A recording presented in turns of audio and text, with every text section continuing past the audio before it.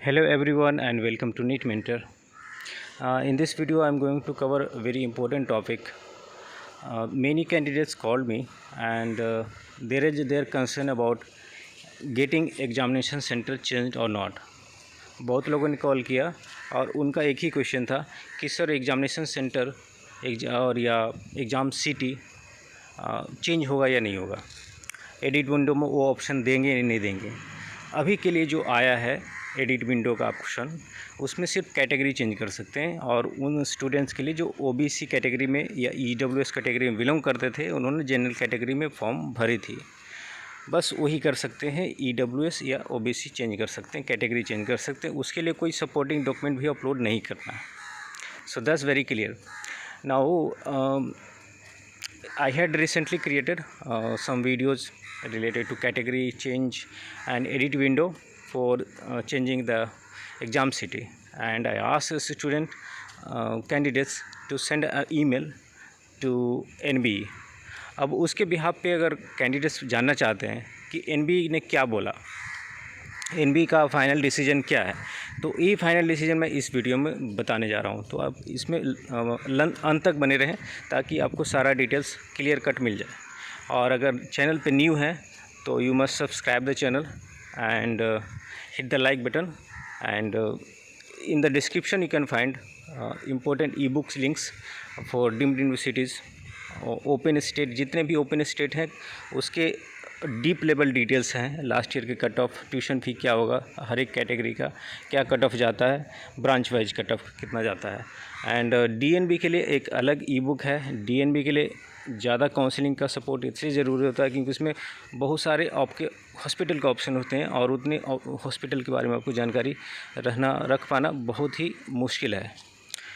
और paid counselling guidance भी हम लोग प्रोवाइड करते हैं, तो you can avail paid counselling guidance as well. अगर अभी पेड काउंसलिंग गाइडेंस लेते हैं तो उसमें आपको 2-3 बेनिफिट एक्स्ट्रा मिलेगी। फर्स्ट बेनिफिट कि 20% डिस्काउंट के साथ मिलेगा।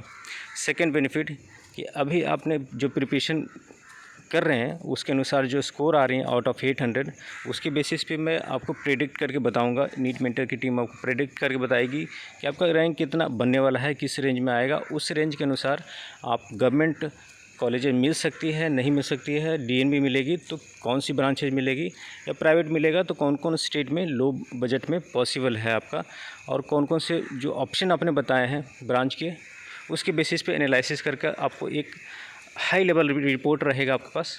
That will give you clear vision कि आपका काउंसलिंग कैसा होने वाला है, कहाँ मिलने वाला है। और उससे अगर इम्प्रूव करना चाहते हैं then you have the time of more than 1 month, उसमें हम इम्प्रूव कर सकते हैं, तो ये बेनिफिट आपको मिलेगी। तो सीधे चलते हैं उस NBE के रिप्लाई पे और देखते हैं उसमें क्या है। तो जैसे कि आप देख सकते हैं reply from NBE।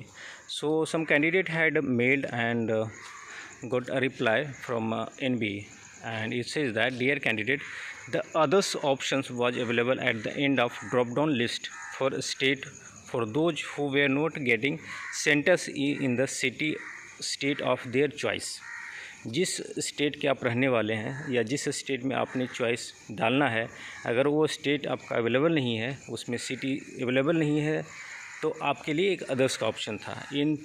in case testing seats was not available in the state or union territory in which candidate prefers to appear in NEET PG 2021, she could have chosen the option others from the list of state and union territories at the time of selection of state during online submission of application form. All such candidates who have chosen others option have been accommodated with the state of their correspondent address. इन्होंने clear कर दिया कि all such candidates who have chosen others option have been accommodated with the state of their correspondent address. देखिए, अगर आपके पास city में option बचा नहीं है जहाँ पे आप एग्ज़ाम देना चाहते हैं नीट PG 2021 का, तो उस सिटी के लिए आप तो चूज नहीं कर सकते हैं, तो उन्होंने अदर्स का ऑप्शन दिया था। बहुत पहले की बात है, अप्रॉक्स 5 मंथ्स बैक। अगर आपने अदर्स दिया है तो उन्होंने कंफर्म कर दिया कि अदर्स देने का मतलब है कि जो आपका कोरस्पॉन्डेंस एड्रेस है, उस कोरस्पॉन्डेंस एड्रेस का जो स्टेट है, उसी स्टेट में आपको सेंटर दिया गया है, दूसरे स्टेट में नहीं। ऐसा नहीं कि अदर्स करने का मतलब you belong to some part of Rajasthan and you will get the centre in Kerala, it won't happen like that, you will be getting centre in Rajasthan. तो बहुत अच्छी बात है। अब इसमें स्टेट चेंज करने की तो कोई बात ही नहीं, क्योंकि आप ही के स्टेट में आ रहा है जो आपका कोरस्पोंडेंट एड्रेस है। दूसरी चीज़, मैं जिस तरह से रिस्पॉन्स देख रहा हूँ इस बार एनबी का, एडिट विंडो के लिए भी उनका अच्छा रिस्पॉन्स आया, सभी तरह से सपोर्टिव है। रिप्लाई तो मेल का उतना जल्दी नहीं आता है, लेकिन वो चीज़ों को ध्यान में रखते हैं और डिसीजन उसके अनुसार ले रहे हैं। That's very good and positive feedback I will give for NB. As per दूसरा जो बहुत इंपॉर्टेंट है statement, as per clause 7.7 of information bulletin for NEET PG 2021, request for change of testing centre और city shall not be entertained, candidates are advised to canvas for the same.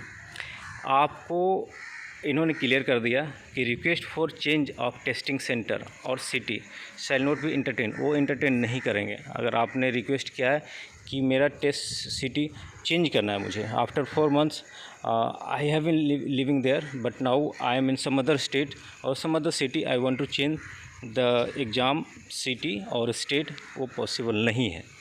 तो इसमें problem बहुत बड़ी तो है नहीं, जो आपने कोरस्पोंडिंग एड्रेस दिया है उसी स्टेट में आपका सेंटर रहने वाला है, तो ज़्यादा ट्रैवलिंग नहीं करनी पड़ेगी। 6 घंटे की, मैक्सिमम 12 घंटे की हो सकती है ट्रैवलिंग। दूसरे स्टेट में नॉर्थ को साउथ में, साउथ को नॉर्थ में दे दिया, कुछ भी जंबल करके रैंडम नंबर सेलेक्ट करके एक स्टेट पिक कर लिया, ऐसा तो किया नहीं उन्होंने, सब ध्यान में रखा है और उन्होंने अपना लिमिटेशन भी बता दिया है।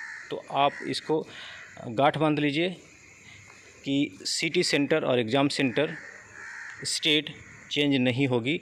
आप कैटेगरी चेंज कर सकते हैं, कैटेगरी चेंज करें और तभी चेंज करें जब आपके पास वैलिड ओबीसी ईडब्ल्यूएस सर्टिफिकेट हो।